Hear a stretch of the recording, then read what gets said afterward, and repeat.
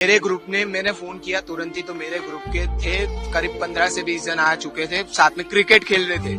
उन लोग को ब्लास्ट का आवाज आया, मैं गार्डन के पास था, वो लोग इससे भी पीछे के मैदान में थे, उन लोग को आवाज आया पर उन लोग को नहीं मालूम कि क्या हुआ।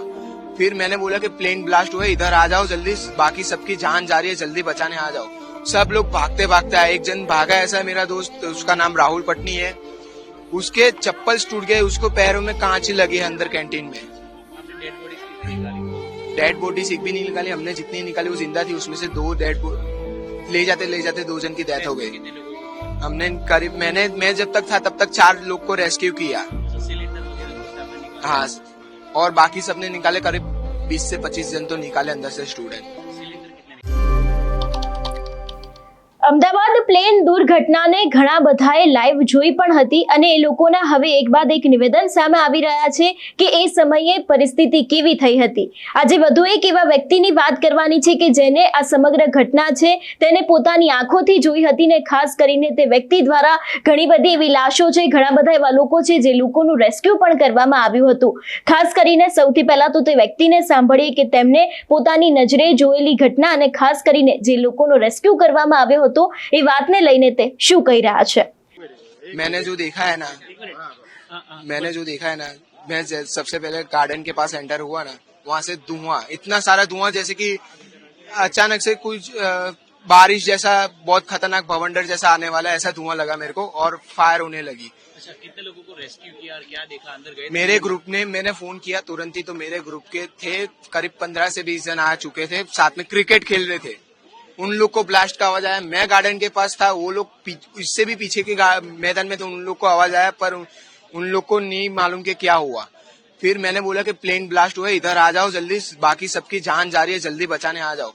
सब लोग भागते भागते आए, एक जन भागा, ऐसा मेरा दोस्त, उसका नाम राहुल पटनी है, उसके चप्पल टूट गए, उसको पैरों में कांच लगी है अंदर कैंटीन में। आपने डेड बॉडीज कितनी निकाली?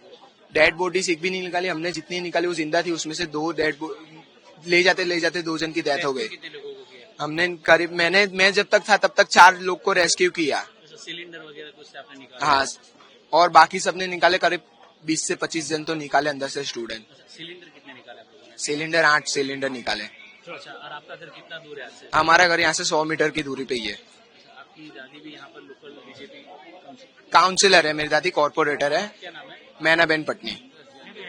અમદાવાદ પ્લેન દુર્ઘટના છે જે ગઈકાલે બની હતી। આપણે જોયું હતું કે અમદાવાદ માટે એક કાળો દિવસ હતો।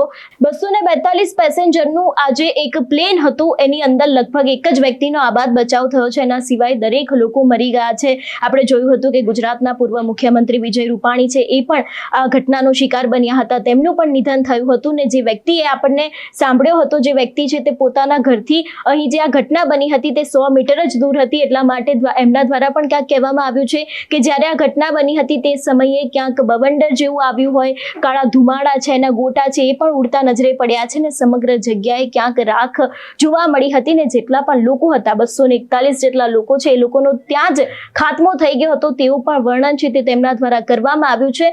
ખાસ કરીને જો વાત કરવામાં આવે અત્યારે હાલ તે જગ્યાએ પોલીસનો ચુસ્ત બંદોબસ્ત જોવા મળ્યો છે।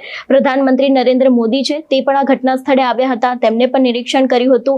અમિત શાહ છે એ પણ ગઈકાલે રાત્રે ત્યાં પહોંચ્યા હતા, તેમના દ્વારા પણ સમગ્ર ઘટનાનું નિરીક્ષણ કરવામાં આવ્યું હતું અને અત્યારે હાલ ગુજરાતના તમામ રાજકીય નેતાઓ હોય અથવા તો પછી અધિકારીઓ હોય એ લોકો પણ ક્યાંક ને ક્યાંક ઘટના કેવી રીતે બની હતી તે નિરીક્ષણના કામોમાં લાગ્યા છે। પરંતુ અત્યારે હાલ એક બાદ એક જે લોકો દ્વારા આ ઘટના જોવામાં આવી છે કે આ ઘટના કેવી રીતે બની હતી તેવા નિવેદનો પણ સામે આવી રહ્યા છે અને ખાસ કરીને જે વ્યક્તિને આપણે સાંભળ્યો હતો એ વ્યક્તિ દ્વારા પણ અનેક એવી વાત કહેવામાં આવી છે કે તે સમયે કાળા ધુમાડાના ગોટા ઉડતા હતા અને ત્યારે જ અનેક એવા લોકો છે એ લોકો નીચે પટકાતા હતા ને તે લોકોમાંનું જ ઘણા બધા વ્યક્તિનો રેસ્ક્યુ છે તે પણ તેમના દ્વારા કરવામાં આવ્યો હતો। નમસ્કાર।